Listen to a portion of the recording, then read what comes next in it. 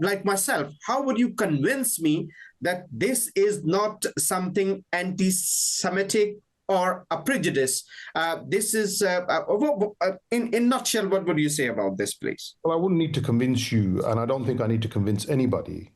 It's conflation, an utter conflation. Okay. It's got nothing to do with religion.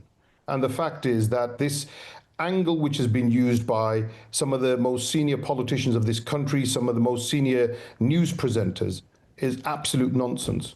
They are using that as a gaslighting mechanism to suppress freedom of speech, to insulate you. And they have got one thing wrong about the whole discussion that they're embarking upon.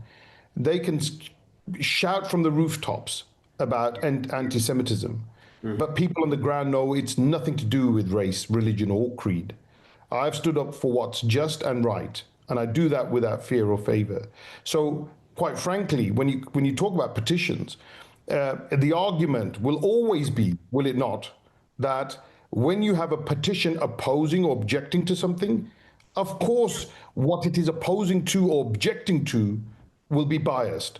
A petition, by the very nature, defines a degree of bias. Has to do.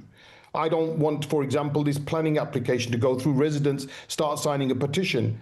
Now, the person who may be maybe the development manager or the chief executive will say, well, that's biased. So a petition by its own nature is going to be considered by those that it impacts as biased. So these arguments don't succeed in any shape, way, or form.